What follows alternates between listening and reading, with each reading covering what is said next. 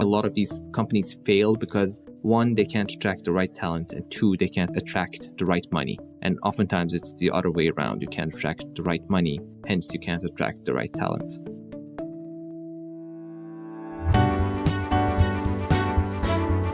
You are listening to The Sure Shot Entrepreneur,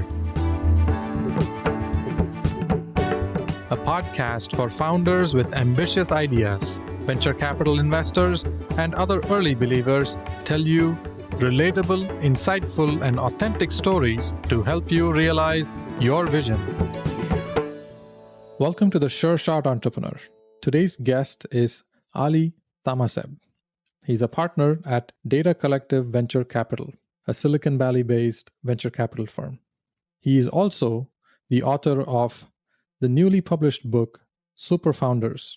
He has done enormous amount of research on data about founders. What makes certain founders more successful than the others? We're going to geek out and talk about his research as well. Ali, welcome to the Sure Shot Entrepreneur. Gopi, I'm glad to be here. Tell us about yourself, starting with how did you become a venture capital investor?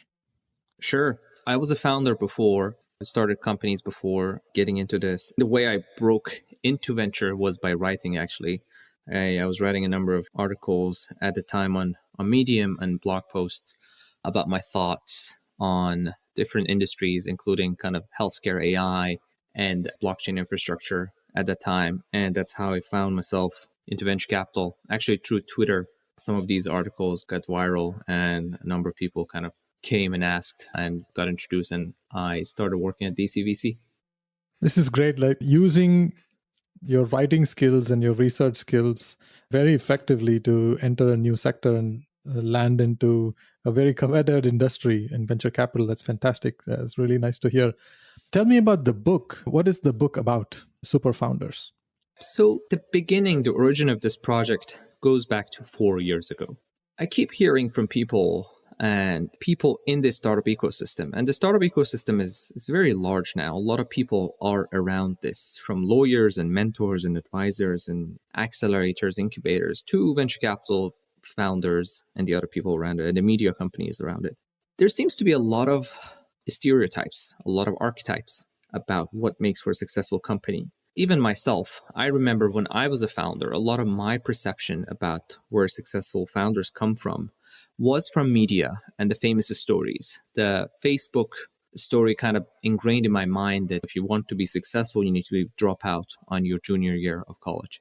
The Microsoft story, the Apple story, these kind of made me think, okay, each startup needs exactly two founders, one technical genius and one business visionary. You need the Jobs and you need the Wozniak in the perfect startup. When I was a venture capitalist, I realized that does not seem to be the case for a lot of startups that I see that end up becoming successful. And it's my job to sort through hundreds of startups per year and make an investment in a couple. To more effectively do my job, I thought, okay, instead of going to other people and ask them, hey, what do you think makes for a successful company? Why don't I do this scientifically?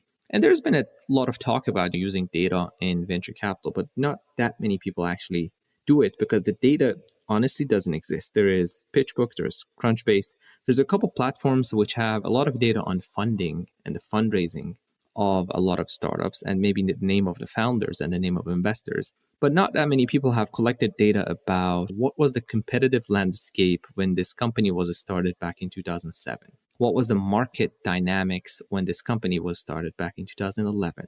What was the career path of these founders when they started this company? What was their previous entrepreneurial experiences? And even when fundraising, how long did it take for them to raise funding, or how frequently they did the funding? And what was the tier of the investments that they received, and then what was the impact of that? It's not an easy data to collect. So it took me literally 4 years, a lot of my weekends, a lot of my evenings to collect this data. This is 30,000 data points.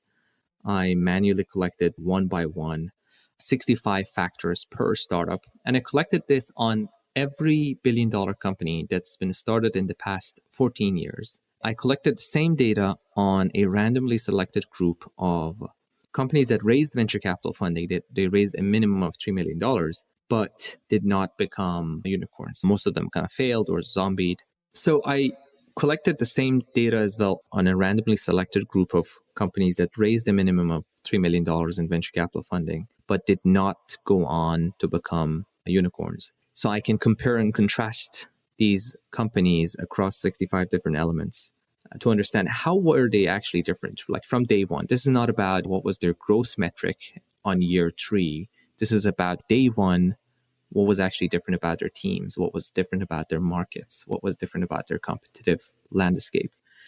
I collected the same data set on a randomly selected group of startups founded during the same time period that raised a minimum of $3 million on funding, but did not become unicorns.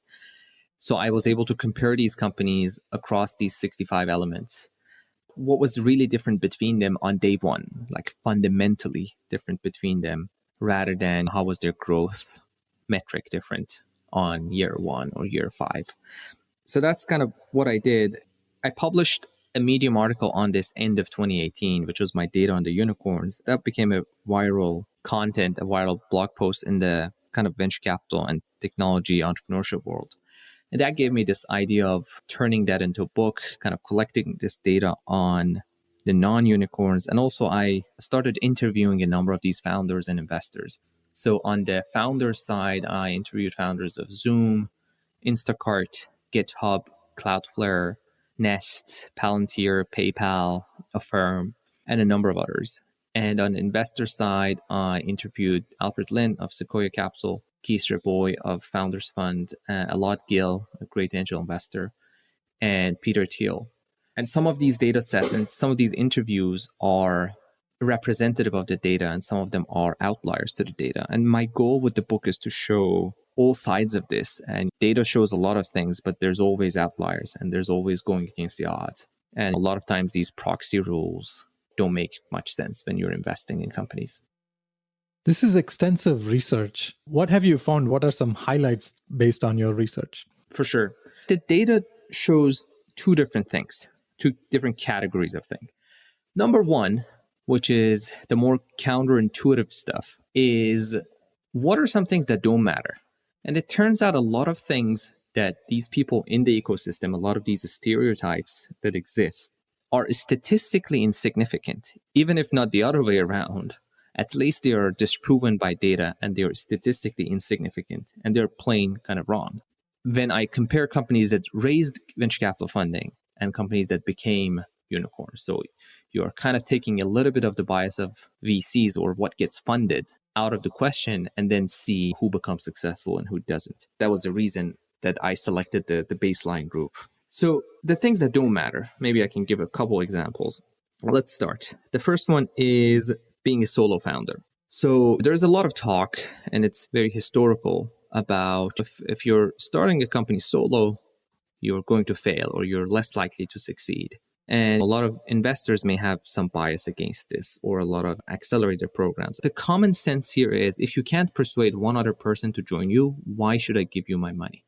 And when I look at the data, it basically shows solo founders are not less or more likely to begin billion-dollar companies. It's the same distribution, the same percentage of people in the billion-dollar group were solo founders, and the same percentage of people in the group that were funded were solo founders. And this is true for any number of co-founders, 4 co-founders, 5 co-founders, 3 co-founders, 2 co-founders. Basically, 2 co-founders is the most common, but it doesn't mean it is better than any other case. So if you're a solo founder and that's all you need and you have all it takes, you don't have to kind of force yourself into finding someone else who you may not, relationship may not work with, or you don't have trust. And on the other side, I know some entrepreneurs that say, the best case is 2 founders, and after that, we are going to call everybody an employee. And my advice is being a co-founder is a title. So if you have found 2 great people that you can attract to your team, but they will only come on if they're called a co-founder, just give them the co-founder title. It doesn't matter. Make sure your decision-making stays nimble and there's a CEO in place, but it doesn't really matter who's called a co-founder or not. It doesn't affect the success rate. So that's one. The other myth that exists is that successful entrepreneurs are missionaries, that they're solving a personal problem. It's been their lifetime problem. It's been their lifetime mission to solve this problem. And the reason this myth exists is partly on media and partly when people interview. It's these stories, it's these narratives that become famous, and it's these narratives that make it to interviews and podcasts and everything else. And you may see even some entrepreneurs kind of try to push it, try to kind of make it link with what their startup is and how it links with an event in their life or how it links with their past and background. But when I look into data, the majority of founders of billion-dollar companies were not solving a personal problem. In a lot of these cases, these were opportunity-driven. Now, it doesn't mean they were not passionate about it. They loved what they were working on. They loved the customer type they were serving. And they were super excited about what they were doing. And that's how they spent decades or years on the company. But in a lot of these cases, it was a top-down approach. They wanted to start a company with a couple of friends or a couple of people they knew. They had identified a trend or a customer type, and they looked for a problem to solve. And it's absolutely fine going to a market and trying to look for a problem to solve. A lot of investors are expecting founders to know everything about it and to have had a life mission about it. You don't hear it from a lot of entrepreneurs that they spent a year jumping from one idea to another, one industry to another, until they came up with the right idea that became the billion-dollar company. They don't talk about that parts in their stories. And that's why this narrative bias exists. Now, we talked about what doesn't matter. The number of founders doesn't matter, and a few other things like that. What matters? What are some indicators that show that there's a chance of success if you have that? I see, I've read your article in 2018. It was a very interesting way of presenting those facts. And I remember distinctly that if your name was John, you had a better chance of success. Right. You didn't have a better chance of success. It was more common, right? So John was the most common name among the founders of billion-dollar companies. But obviously, when you look at the baseline group, that's probably the prevalence of the name John among founders or people in this country. So that doesn't mean anything that you're more likely to start a company. So back to the things that matter the most. The key part of this research is actually there's no one way to become successful. There's always two ways. There are a lot of people who have been former founders. There are a lot of people who have been employees. There's an equal number of people who went to a top 10 school as the number of people who went to a school that was not ranking in the top 100. The goal that I'm pushing with this book is that let's forget this proxy rules. The other thing is MBAs. Some people say they help. Some people say you're crazy if you spend that much money on an MBA. You should start a company, things like that. The data shows a lot of these proxy rules, they have a statistically insignificant effect on your likelihood of success. One of the main things that I observed in the data, though, is when you have a history of having created value, of having built something, sold something, even if it's a small, this is the big thing that second-time founder or a repeat successful entrepreneur, they have an easy time raising funding. And that's true. But when a lot of VCs are talking about that, they're thinking, hey, if you have sold a company before for $400 million, then you have a super easy time raising money. A lot of people are not thinking about, hey, if you start a company before and it was an acqui-hire, you're actually more likely to succeed next time. If you built something small and you sold some stuff online, you're more likely to start a unicorn. And a lot of investors or a lot of people may go and choose somebody who has had a big name at Facebook or Stripe or another big company, has had a leadership role, and invest in that and not invest in a founder who doesn't have this kind of pedigree or the perfect resume, but has actually sold the stuff, has actually built stuff and created value. So the biggest signal that I observed here, which there seems to be a big difference between the two groups that I have in my study, is people who have built something and sold something before for some amount, and that amount changes over time. It's $10 million, like for a US company. It might be $1 million for a company in India. It might be, $100,000 if you did something in the 90s. So that absolute number doesn't matter. One of the key examples I talk about here is the founder of Calm, the meditation app.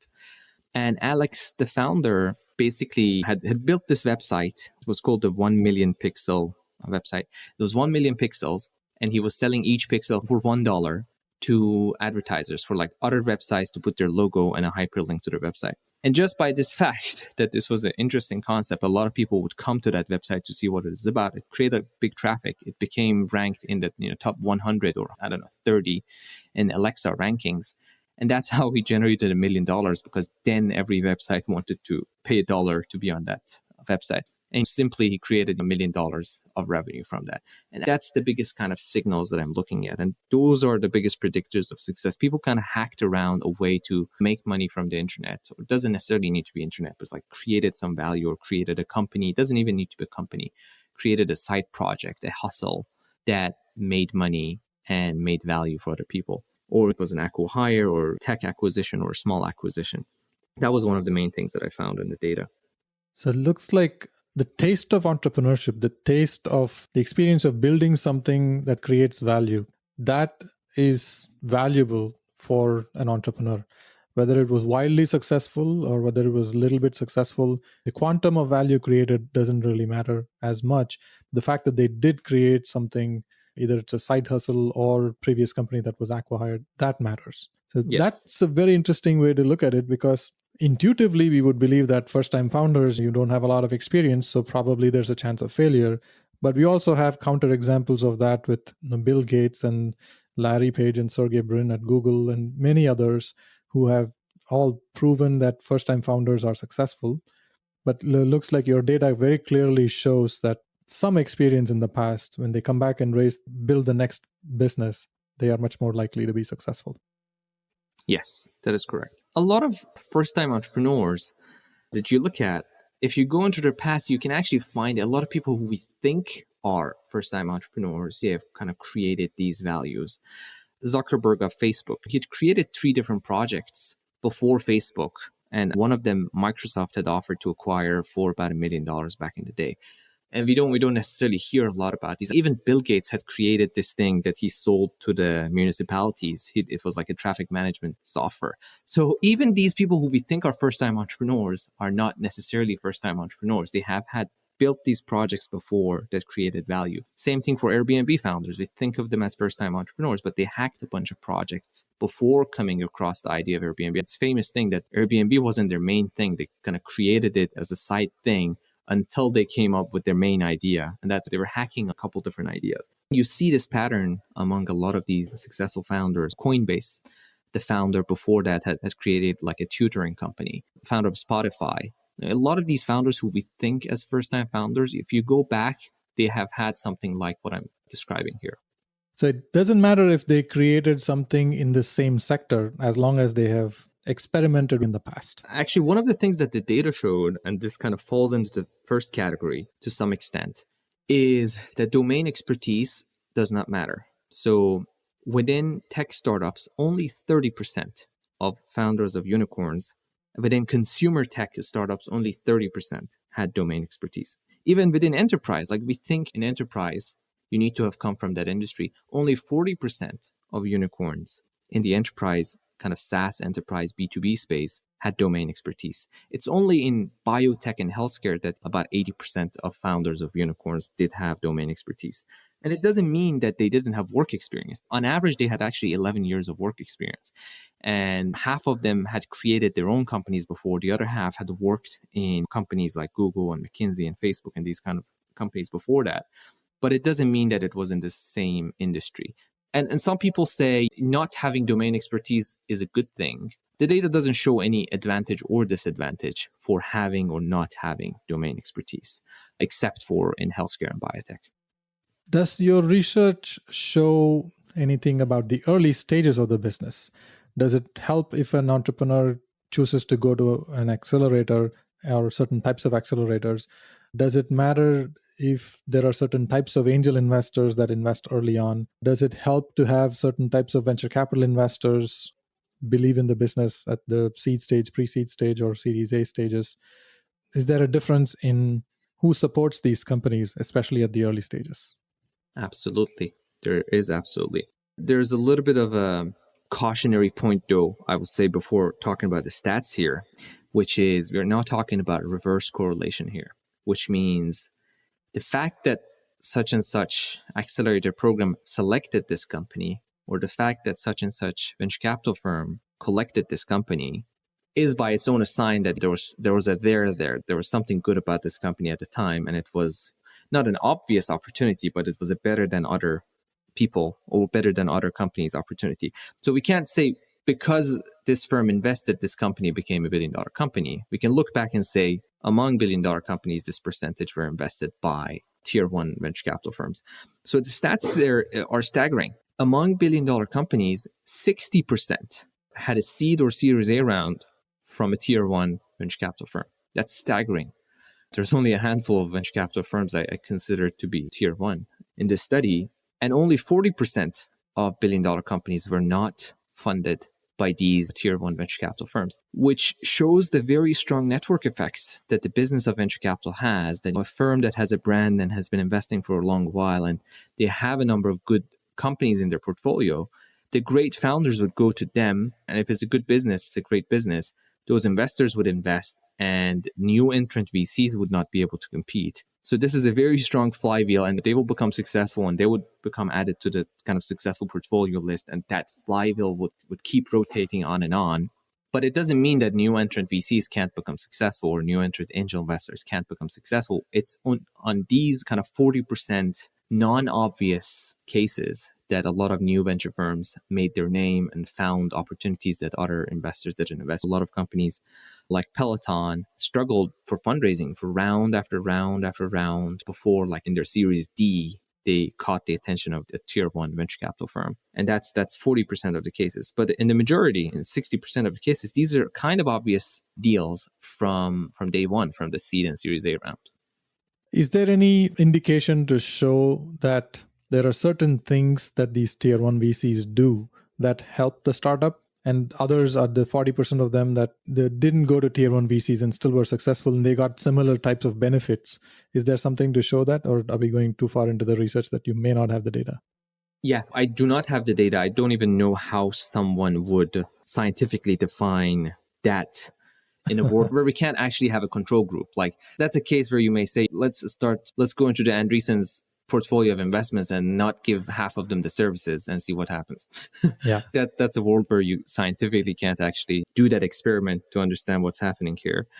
But a big part is brand. When you have a brand of a tier one brand name investor on your cap table that helps you bring great employees on board, having great employees on board, which become VPs and SVPs and chief levels, then they can help bring the next tier of employees. The success of a company at the end of the day, that's my personal belief, relies on the quality of the employees that a company can attract, junior, senior, VP level employees that they can attract, and the ability to raise funding. If you can raise funding and you have amazing people, like in all levels, like if you're a 500 people company and you can fill all 500 people with amazing talent and you have good money to keep them working, they will figure it out. This company would go on to become successful. A lot of these companies fail because, one, they can't attract the right talent, and two, they can't attract the right money. And oftentimes it's the other way around. You can't attract the right money, hence you can't attract the right talent. And your other question about incubators and accelerator programs, one very counterintuitive thing that the data shows is 85% of billion-dollar companies did not go through any incubator or accelerator program. That's a staggering number, given a lot of investors are only looking into these kind of programs for their investments. A lot of founders are looking into them, and that's become kind of everything in the very early stage of companies who want to break it out. But it seems like in the very main majority of these companies, 85%, they did not go through any incubator or accelerator programs. Now, there's some details around it. It doesn't mean that if you fail to get into certain accelerator program, you're more likely to become a unicorn. It doesn't necessarily mean that you're less likely to become a unicorn. It just shows a lot of these founders of billion-dollar companies, a lot of them may have had previous success. A lot of them knew about what they were doing. A lot of them didn't know about accelerators, or maybe didn't feel they needed. They just went on, they raised venture money, and they started a company. So they may have not even applied for these kind of programs, and they became successful. But the point of the data is that's not everything. That still a minority of these billion-dollar companies are and have gone through these accelerator incubator programs. Now, because my baseline group is companies that have raised a minimum of $2 million of funding, that's normally a next step after incubators and accelerator programs, which wouldn't be fair to say, did companies who went through such and such accelerator program, they were more or less likely? Statistically, they would be less likely. compared to even the baseline group. Because if you have raised $3 million of funding, that may mean that you went into a program, accelerator program, and you were able to raise a seed rounding afterwards. That's not a fair comparison to say if they were more or less likely. But for example, for Y Combinator, they were indeed more likely, even than companies that raised more than $3 million. So kudos and props to companies that get into some of these programs and the investors that kind of select them. This is fascinating. I'm curious to see where venture capital is going to go in the future. Is there any predictions you can make? I hope, I don't know if this is where it will go, but that's what I hope, is number one, we can use data, we can use metrics-driven investing to reduce bias. A lot of these bias exist because of narrative bias. At the end of the day, we are humans, and a lot of investment decisions in the venture capital world happens by gut feeling. It's literally personal. A lot of people outside of this industry think we do a lot of sophisticated thinking or sophisticated modeling to decide on an investment. They don't know that we sleep on it and the day after we decide, okay, should we invest in this company or not? I hope with the use of data, with the use of frameworks, we can actually reduce some bias. It doesn't mean, like a lot of people would think that data would be bad for the ecosystem because you're strengthening some existing patterns. But if you use the data in the right way and abstract things that don't matter, like gender, like things that the data shows that doesn't matter, like age, and remove some of these biases from decision making, you can actually move towards, one, better outcomes for the investors, and two, better equality for the founders that seek funding. What's next for you in research? Is there a book 2 coming up soon? I'm not sure. I mean, it's so hard writing a book. It's a labor of love. So to anybody who has ever written a book, thank you. And it takes a lot of work. It's much, much harder than writing a blog post or writing a tweet. You need to edit it for like 15 rounds, and you need to create an audio book and marketing and physical thing. It just takes 100 times more work than writing just the same content and putting it on a weblog. So I'm not sure if it's worth writing a book unless I have done something even more stronger than this next time that can contribute to the industry. I'm not just joking, but I'm actually very serious. And I really hope that more research can be done in this space. This asset class is private, and that actually hurts entrepreneurs because there's not a lot of data available. There are a lot of misnomers, and there are a lot of misleading information, and even data is misinterpreted poorly. So it's very, very important to have books like this that truly reflect on what's happening instead of conjectures that are not true. I'm curious, how has this research changed your perspectives as a venture capital investor? That's a great question.